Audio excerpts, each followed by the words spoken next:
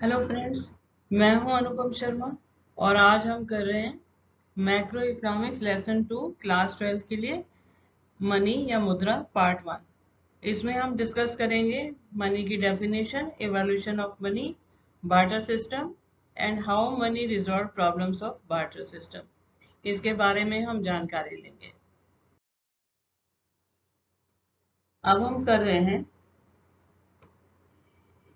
Evolution of money, कैसे money का आविष्कार हुआ और हम कहाँ तक पहुंचे। पहले हम ले लेते हैं डेफिनेशन ऑफ मनी से। तो a thing that is used as common medium of exchange, जो कॉमन मीडियम ऑफ एक्सचेंज के रूप में जानी जाती है ना। आप कोई भी वस्तु आप खरीद सकते हो और बेच सकते हो। आपके पास 10 का नोट है, 10 रुपए की चीज खरीद लो। आप 20 रुपए है तो 20 की, 100 और 1000, जितना आपके पास बड़ा नोट है उतना उसी के हिसाब से आप खरीद सकते हो, या बेचने वाला है वो बेच सकता है। इससे पहले था बार्टर सिस्टम। बार्टर सिस्टम में क्या था, तब मनी का आविष्कार नहीं हुआ था, इवोल्यूशन नहीं हुआ था मनी का। तो लोग वस्तु के बदले वस्तु, goods were exchange against goods, है ना। अगर किसान है, उसे अगर गेहूं चाहिए, गेहूं है उसके पास, और उसे अगर कपड़ा चाहिए तो कपड़ा वाला उससे गेहूं लेगा और गेहूं वाला उससे कपड़ा लेगा। इस तरह से चेंज होता था। अगर कपड़े वाले को जूते चाहिए और जूते वाला उससे कपड़ा लेगा और कपड़े वाला उससे जूता लेगा, क्योंकि करेंसी नहीं थी। फिर उसके बाद आया gold and silver. Gold and silver राजा महाराजाओं के टाइम में आपने अशर्फियां सुना होगा। तो वो क्या था, गोल्ड के कॉइन्स थे और सिल्वर कॉइन्स थे। जितनी वैल्यू उस पे छपी हुई, मान लो 100 रुपए छपा हुआ है तो उसमें 100 रुपए का गोल्ड है। अगर सिल्वर कॉइन है, 60 रुपए छपा है तो 60 रुपए का उसमें सिल्वर है, मेटल है। ठीक है। तो जितनी गोल्ड की वैल्यू है, उसमें लगा हुआ है गोल्ड, उसकी वैल्यू है, उतने का ही उसका एक्सचेंज वैल्यू होगी। ऐसे ही सिल्वर जितना है उतनी उसकी वैल्यू होगी। फिर है alloy metal and paper currency, जैसे कि आजकल सिक्के हैं। सिक्कों में मान लो 5 रुपए का सिक्का लिखा हुआ है तो उसमें मेटल की वैल्यू कम होगी। एल्यूमिनियम जो उसमें लगा हुआ है वो 1 रुपए का भी नहीं होगा। तो ये है आजकल की। और पेपर करेंसी, लिखी 100 रुपए है तो आप 100 रुपए की चीज खरीद लेते हो, है तो पेपर, लेकिन सरकार द्वारा स्वीकृत है, इसलिए इसलिए उसको हम यूज करते हैं। फिर आई प्लास्टिक मनी, डेबिट कार्ड और क्रेडिट कार्ड। आपने जरूर देखे हैं, आपके घर में हैं, आपके पास भी होंगे। तो आप डेबिट कार्ड से सामान खरीद सकते हैं, क्रेडिट कार्ड से आप उधार भी ले सकते हैं और फिर धीरे धीरे चुका देते हैं। तो ये होता है। और ई मनी, जो आप ऑनलाइन सामान खरीदते हैं, तो आप जरूर खरीदते हैं ऑनलाइन सामान। जैसे आप शर्ट्स खरीदे, पैंट्स खरीद सकते हैं, ग्रोसरी खरीद सकते हैं। तो सारी दुनिया भर का सामान आपको घर बैठे मिल जाता है और आपका ई ट्रांजेक्शन होते हैं। ठीक है। तो ये है आपका। अब हम देख रहे हैं बार्टर सिस्टम एंड प्रॉब्लम्स, वस्तु विनिमय प्रणाली और उसकी समस्याएं। एनसीईआरटी का भी बुक में क्वेश्चन है। तो इसमें है, पहले बार्टर सिस्टम क्या है इसको जाने। अभी हमने पिछले स्लाइड में भी देखा कि बार्टर सिस्टम का मतलब है वस्तु के बदले वस्तु, goods are exchange for goods. आप एक वस्तु है आपके पास, उसको बदले में दूसरी वस्तु को खरीदेंगे।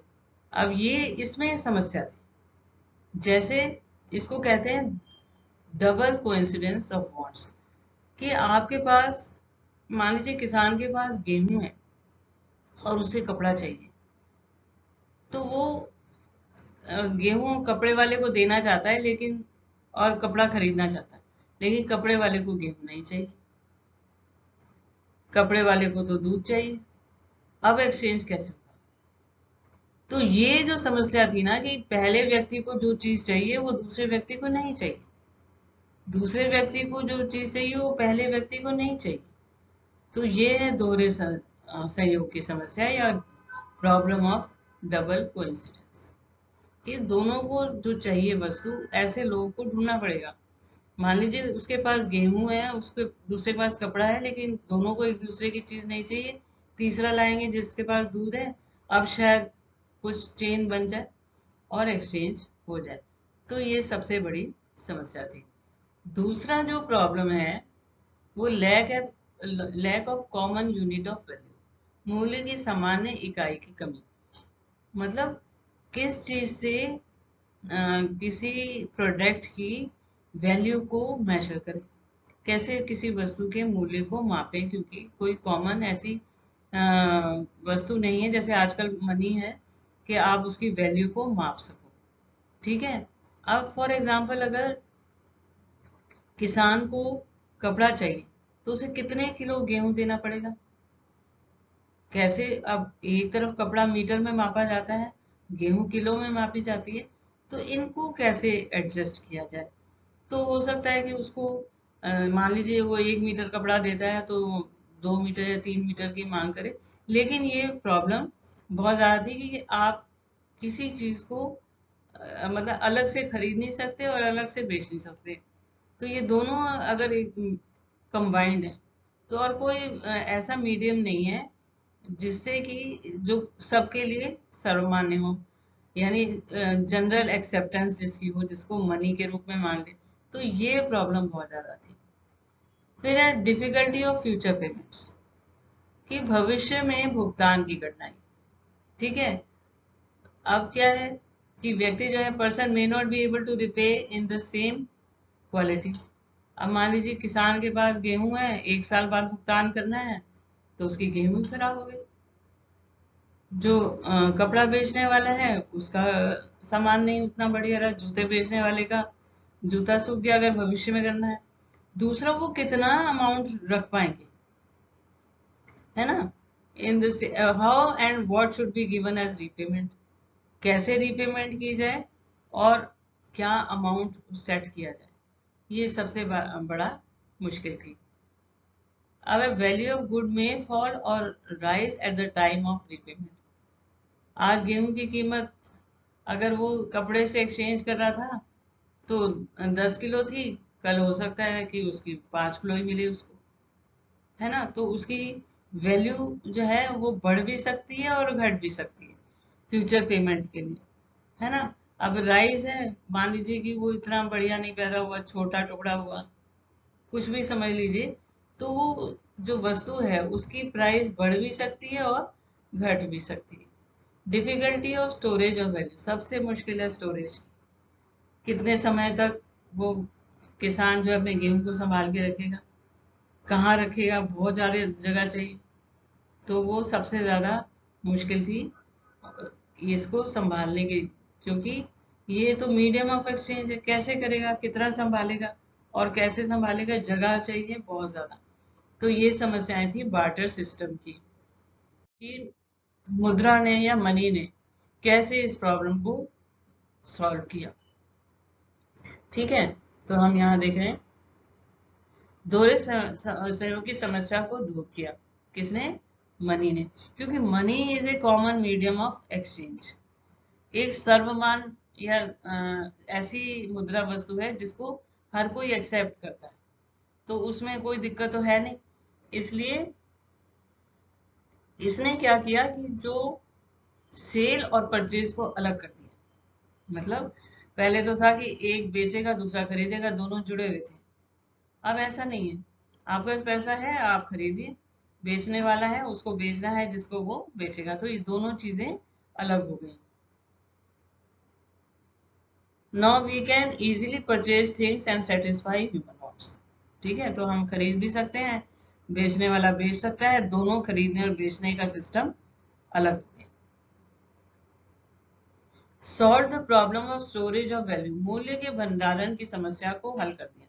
अब स्टोरेज भी आसान है, आप बड़े आराम से अपने घर में कैश रख सकते हैं, आप बैंकों में रख सकते हैं, तो और खराब होने की भी समस्या नहीं है। तो हर तरीके से ये जो स्टोरेज ऑफ वैल्यू है, मूल्य के भंडारण को, पैसों को रखना आसान हो गया।